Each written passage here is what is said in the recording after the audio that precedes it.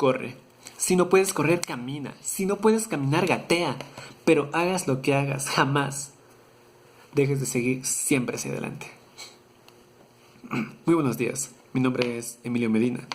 El día de hoy, yo vengo a hablarles sobre lo que es la historia del indigenismo desde la antigüedad hasta la actualidad. Obviamente, con su participación política. Primero, hay que tener en cuenta que los indígenas antiguamente ni siquiera eran considerados seres humanos. Pues bien, no fue hasta 1537 que la iglesia, por ciertas protestas que hicieron los indígenas en aquel momento, la iglesia admitió que estos indígenas eran seres humanos, pero no poseían derechos. ¿Por qué no poseían derechos? Simple. La iglesia creía que estos indígenas eran humanos poseídos por demonios.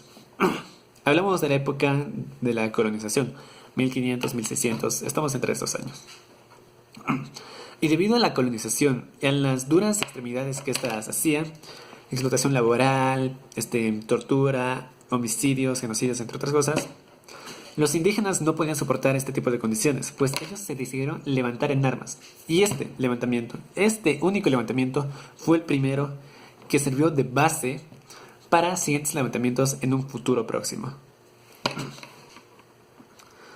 Obviamente, lastimosamente, en este levantamiento no se pudo hacer gran cosa debido a que los españoles, en aquella época, tenían armas más avanzadas, mejores armamentos, mayor conocimiento en lo que viene a ser las batallas, entre otras cosas. Pero, ahora estamos hablando de la independencia. ¿Qué ocurrió aquí? ¿No era algo bueno para todos? ¿Qué pasa con los indígenas aquí? Pues bien, en primer lugar, que los indígenas fueron obligados a participar, ni siquiera es que haya sido por voluntad propia. Aparte de que ellos los utilizaban para fabricar armas, flechas, lanzas, escudos, entre otras cosas, para los patriotas. A su vez, que ellos fueron obligados a pelear unos contra otros, dependiendo del bando a que ellos pertenecían. Sin embargo, lo único que quedó de los indígenas en este momento fue un indígena completamente destruido, deprimido y tierras arrebatadas. Sin embargo, la discriminación, la explotación no terminó aquí. No, por eso fue que en 1837 Fernando de Aquilema decidió alzar a todos los indígenas de las provincias posibles, Azuay, Loja, el Cañar, Pichinche, entre otras, para alzarse en armas una vez más contra el gobierno. Sin embargo, ¿cómo respondió el gobierno a esto? Pues como lo ha hecho antiguamente y como lo hace hasta el día de hoy, con represión social, castigos e incluso la muerte. Sin embargo,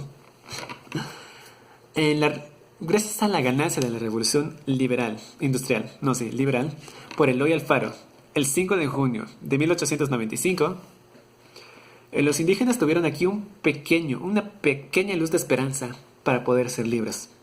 Debido a que en los principios de Eloy Alfaro, él quería que los indígenas fueran liberados por fin, que ya no tuvieran que pagar diezmos o tributos o ser explotados laboralmente sin ni siquiera una paga. Entonces, pero lastimosamente aquí no se logró terminar esto, debido a que Eloy Alfaro tuvo ciertas contradicciones con su propio pueblo, así que tuvo que traicionar a los indígenas para que él pueda avanzar. Así que los indígenas, un poco deprimidos, pero no se rindieron en ese momento. Simplemente dejaron de estar activos durante finales del siglo XIX e inicios del siglo XX. Hasta que en 1931 se organizó el primer Congreso Nacional de lo que viene a ser las organizaciones indígenas, con el propósito de crear la FEI o Federación Ecuatoriana Internacional Indígena. ¿Qué ocurrió en este momento? Pues que en aquel momento los terraplenientes no les permitieron completar este primer congreso, pues ellos interrumpieron y atacaron en aquel momento, así que los indígenas no pudieron terminar. Sin embargo, los indígenas en este momento ya no decidieron utilizar las mismas estrategias. Esta vez ellos fueron más inteligentes. Estuvieron 13 años preparando las condiciones necesarias para que en un futuro así se pueda dar con éxito este congreso y así crear la FEE, como ocurrió en 1944, que por fin se creó la Federación Ecuatoriana de Indígenas. Pasado un tiempo, en 1990, el 28 de mayo, se dio lo que la mayor cantidad de personas piensa que en 1990 se dio lo que vendría a ser el mayor levantamiento indígena o el mayor movimiento indígena considerado por muchos expertos. ¿Por qué ocurrió esto? ¿Qué fue lo que pasó para que se lo considerara el mayor movimiento indígena hasta la actualidad? En primer momento, debido a la presión que estos tenían, a la injusticia social, el racismo, entre otras cosas, los indígenas decidieron dar un paso hacia el frente. Decidieron empezar a luchar y no detenerse. Pues bien, ellos tomaron la Catedral Central de Quito. Empezamos con 200 indígenas y no salieron de ahí. No salieron de ahí hasta 11 días después, teniendo en cuenta que tenían ahí incluso rehenes, fieles de la iglesia. Pero fue gracias a esto que ellos lograron hacer llegar una carta decisiva al gobierno, denunciando lo que es la discriminación nacional y el arrebatamiento de tierras. Pero no pasó solo eso, sino que aparte del problema en la catedral, la CONAIE, afuera de la iglesia, recolectó, o mejor dicho, hizo un llamado a todos los indígenas de toda la nación a que se levanten en armas para que este problema, para que este racismo, esta injusticia social decidiera cambiar y terminar para siempre. Fue así que todos los indígenas se levantaron, cerraron las calles, hubieron revueltas, peleas, se defendieron, atacaron, entre otras cosas. Y fue gracias a la presión social que hubo en aquel momento que el presidente decidió aceptar.